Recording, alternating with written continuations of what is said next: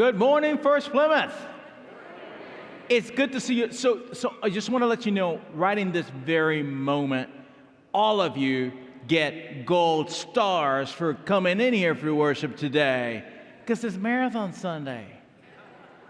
So you all, went all around town to get to Central Lincoln today, and for that, I think you deserve a gold star.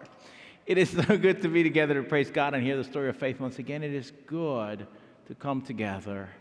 The Spirit of God is here. So here's our prayer. Our prayer is the same one each and every week, that some way, somehow, in something that happens in the next 35 to 40 minutes, that you're renewed, that you're healed, that you're connected, that you find belonging, that you find home, in some way that the Spirit touches your heart and life in a new way. So let us worship.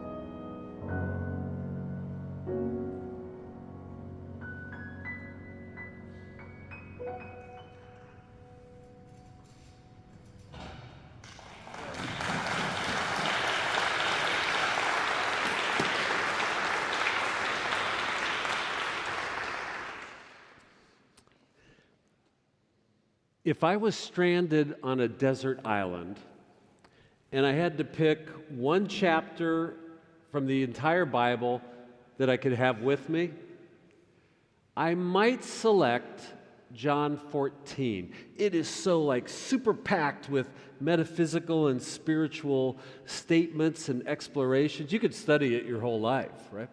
So we're going to dig deep.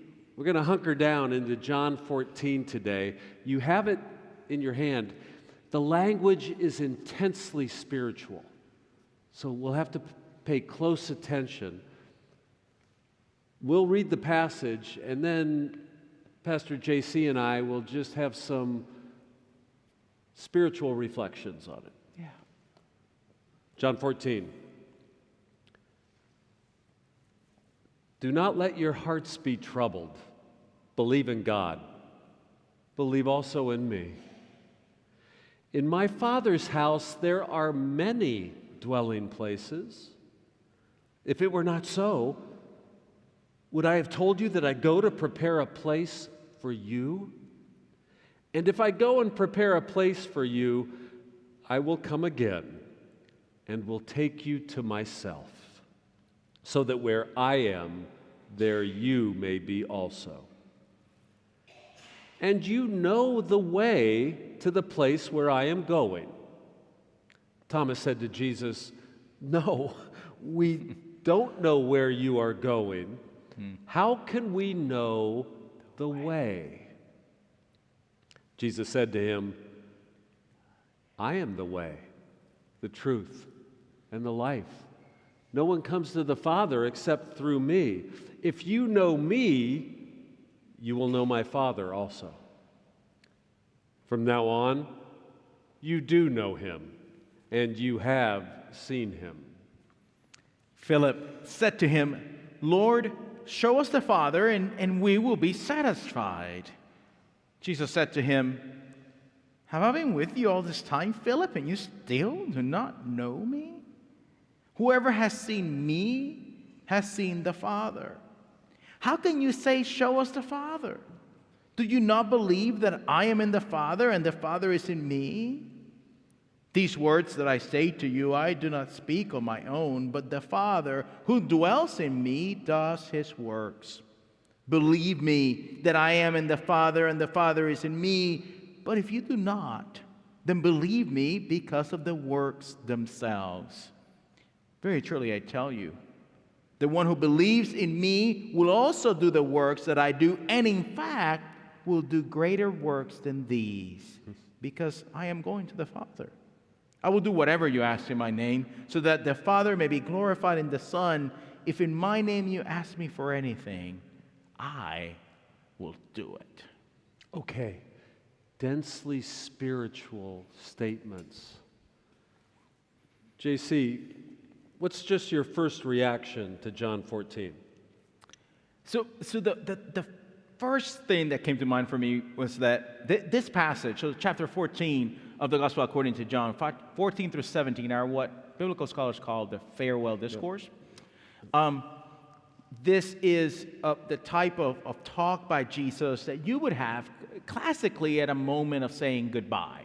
Jesus knows he's going to die. He's going to die. He's going to leave his disciples. Okay. He's been in community with them. And now he's leaving them with some last-minute pieces of wisdom for them to carry through this season. Now, at first, it sounds a little kind of weird, but we know what this looks like. We have had moments of farewell in our lives. I know for me, I've had a number of those. I've been a sojourner all my life, so I've had a lot of farewells. You're a Methodist. They move you around, too. I was United Methodist. They moved me around. So in 16 years, I moved five different congregations I served in 16 years. And at every one of those, at the end of each one of those 10 years, 3 years, 3 years, 3 years, 5 years, 2 years, at the end of those, I wrote a letter.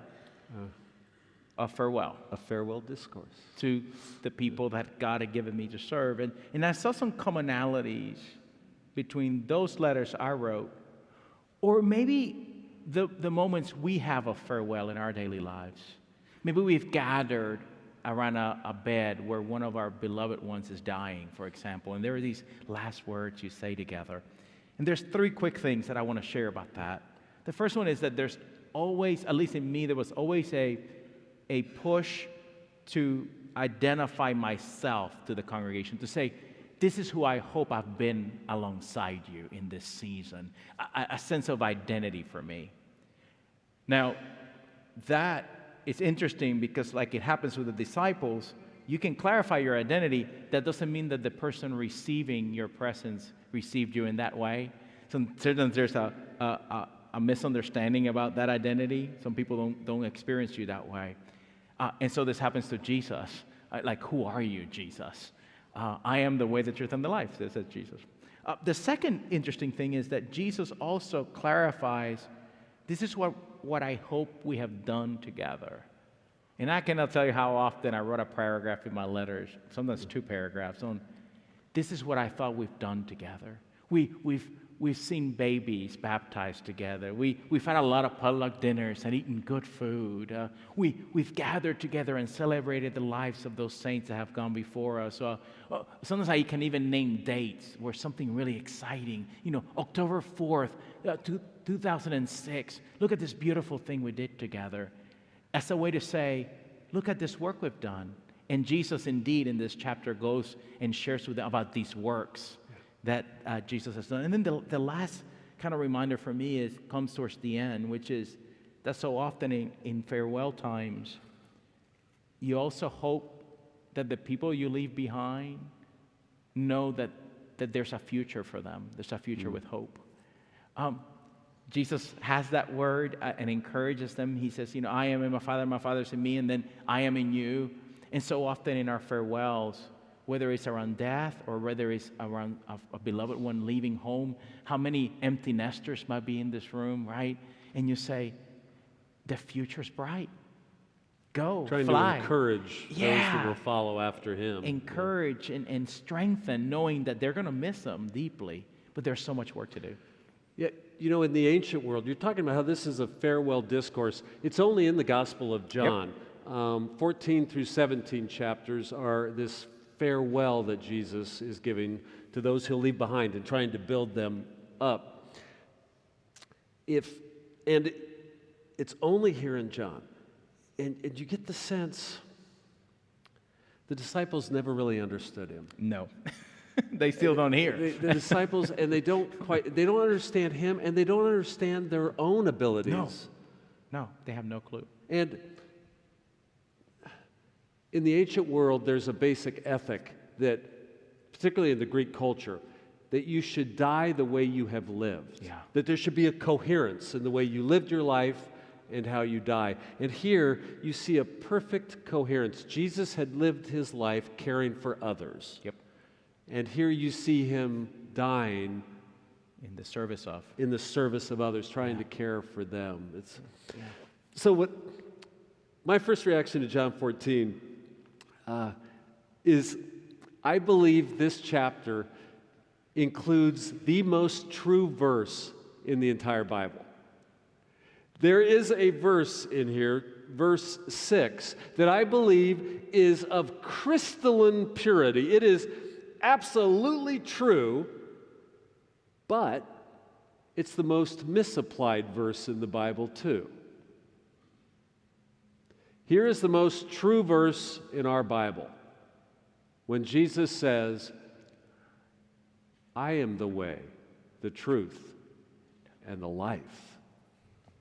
No one comes to the Father except through me. That verse is perfectly true. But then oddly, some Christians think that it's a verse you can use to say that only Christianity is the true religion. No one comes to the Father except through Christianity. That's the one way to God. But I don't think Jesus is talking about religion in this passage at all. If he was talking about religion, he's Jewish. And so he'd be meaning Judaism. He's not talking about religion. It's something far more sweeping than any organized religion. I believe Christ is love incarnate. What he is saying is, no one comes to God except through love. There it is, the most true verse in our Bible. There is no way to God except through love. You can't make your way to God through hate or fear or greed. No one comes to the Father but through love. And in fact, the response for many folks, the John 3:16 placards, right? Yeah, football games. The response actually is the opposite of what it should be, right? It's literally the inverse of correct, because this is the most universalizing message ever, right? It is. It is love. Where there is love, there is the path. There is the path. The other thing that caught my attention for you is you speak about those early years as a young minister, right? And how you were very I was wary of the Gospel of John. Yeah, you didn't like it. So when I was a young minister, I thought it was the Gospel of John that I saw fundamentalist Christians always using the Gospel of John. And I was suspicious of it. I thought my primary opponent when I was a young preacher was biblical literalists. Yeah. people that were taking the Bible too literally, I no longer think they're my primary opponent at all. I don't worry at all about someone that's got too strong a faith or being biblically literal. I worry more about people that have no faith. Yeah. And how you can fall into despair if you've got no sense that your life matters, that there's any meaning to life. This is who I'm concerned for. Yeah. People that have no tether to some meaning or purpose in their life. So now, I think, in fact, the Gospel of John is the most powerful witness to give you a sense that there is a place prepared for you, and there is a meaning to life. It's interesting that meaning piece, because for me, a little later in the passage, Jesus says something that really still captures my imagination. Because verse 12, is that where you're verse going? 12. Because Jesus says, in verse 12, Jesus says, if you believe in me, and believe is that Greek word pisteo. Pisteo means trust. Trust. Do you trust me? Do you deeply trust me? Are you giving your heart to me? If you believe in me, if you trust me, you are going to do greater things than me. And that just like, I mean, when you first hear it, it's like a big punch. That's probably the least quoted verse in the entire Bible. Jesus looks us squarely in the face and says, you're going to do greater things than I. And in that moment, I'm listening, and at first, my first response is like, I just think of myself as so insignificant. Like, you all know this, I'm an idealist, and I believe that the world can be more just and loving and kind and compassionate, but then I get the latest report from the news, or I get a notification on my iPhone, and there's so much happening in the world, and I think, oh my gosh, what is my little self going to be able to do with that? Like, it feels so insignificant, and I feel like you don't feel like you're enough. No, I don't feel like I'm enough, and I don't feel like I have enough bandwidth, and certainly not enough to do greater things than Jesus. Are you kidding me? Right? But then I have this moment like we do each Sunday when we gather. And I look out, I see you. And I see your gifts and your stories. And sometimes I also get the honor of hearing your heartbreaks and your struggles. And I go, wait a minute, hold up. Oh, for certain, there are moments where I by myself, disconnected and alone, I can feel insignificant. But we together, oh, wait a minute. We together, look around. We together, we can do greater things indeed. Yeah. Together, as the body called the church, and as communities of faith that dream and hope and see together now that, Dad, I can just see that as quite a hopeful and powerful statement of what Jesus is trying to say. I'm leaving, but I'm leaving you all to get to the work that I've started. So you know what connects to that? So in John 14, you get some of the most exalted statements from Jesus that he's divine. Yeah. And throughout the whole Gospel of John, in fact, he's being crystal clear. He's divine. But we don't actually listen to him, because when he says, I'm divine, he's including you in that. So in this chapter, he says, I am in the Father, and the Father is in me. Then near the end of the chapter, he says, and I am in you, and you are in me. So he creates this mystical unity. When Jesus says, I'm divine, he's actually including you in that. But it's as if we don't read that. Yeah. He creates, it's just beautiful what he creates. That little divine spark.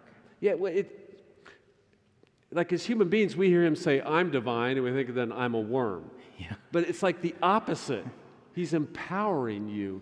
Yeah, you share in that. And in fact, one of the big failures in the world, when I get my notification on my iPhone and see about like war happening or violence happening or in our own community, all the heartbreaks that are there, the reality of it is often that heartbreak and that struggle begins because I don't see the divine in you. Yeah. And you don't see the divine in me. So I objectify you. And this is where ultimate human dignity comes, that sense that we are of God too.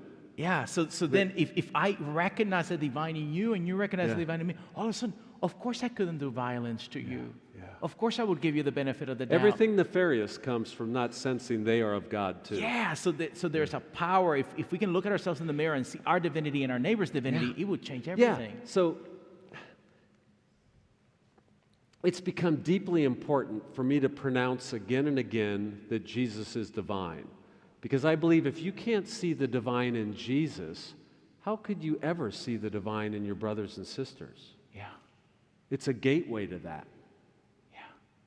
You know, I was saying there's the most true verse is in John 14, but also I think maybe the most ridiculous verse is in this, and of course it's one of the disciples speaking it.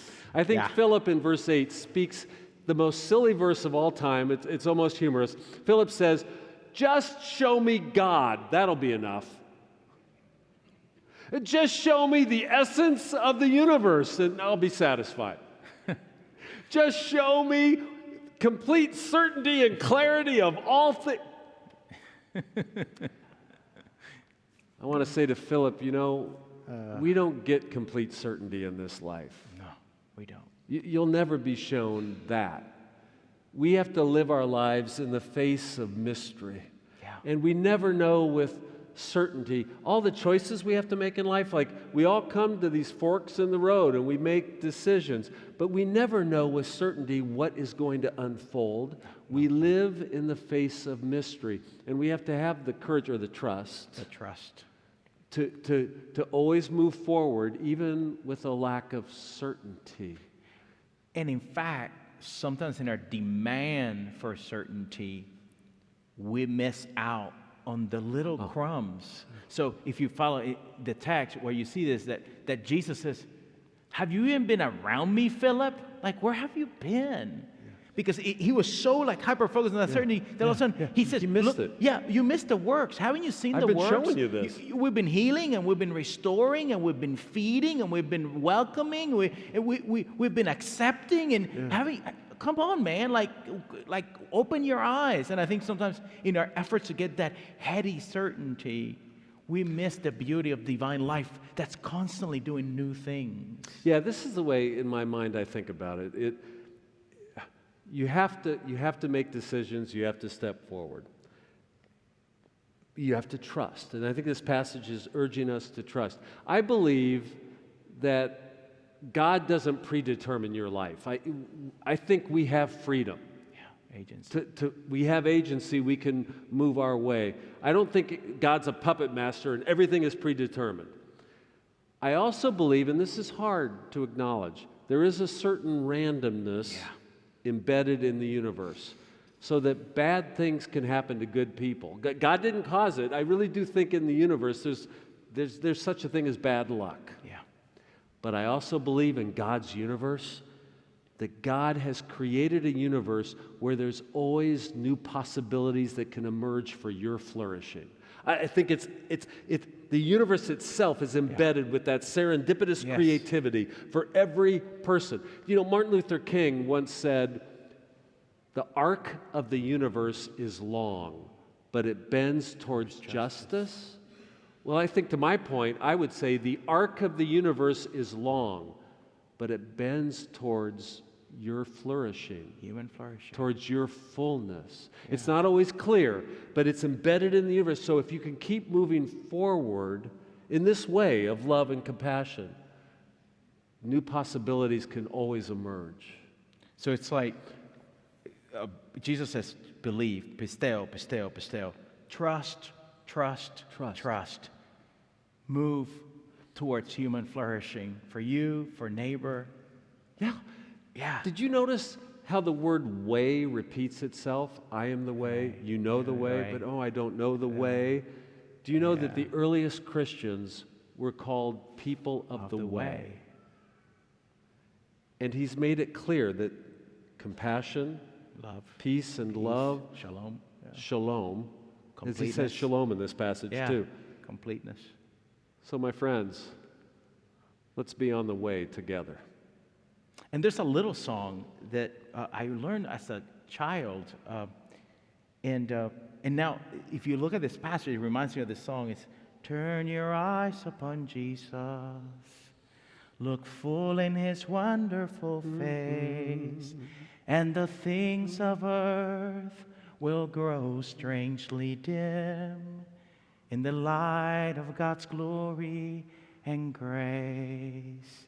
So if we turn our eyes to love and look full into love, the things of power and control will grow strangely dim. So turn your eyes upon Jesus. Look full in his wonderful face, and the things of earth will grow strangely dim in the light of God's glory and grace. So come on and experience the love of Christ.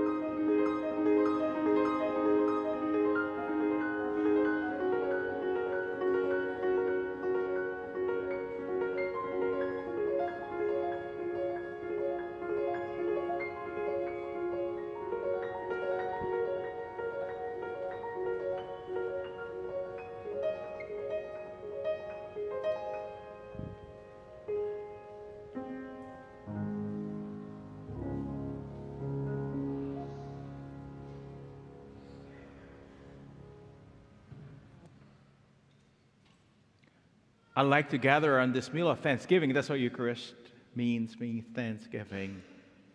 Because we have a lot to be thankful for. And at the cornerstone for me today is that assurance that I can look in the mirror and see that the divine life is in me. And I can look at you and know that divine life is in you. And so in this meal, we're reminded, because Jesus says, you come and have this bread and this cup, and I'm there, and I come into your body. Talk about a vivid, concrete reminder. Within us, then Christ lives in us. So come by the chapel today, receive the Eucharist, the meal of Thanksgiving, and you'll have all you need to flourish in this world. We have worshiped together. So trust now that you have been fortified in the Spirit, that you can live this week and you can hold fast to what is good, that you will return no one evil for evil, that you can find your joy in the service of others in Christ's name. Go in peace. Amen.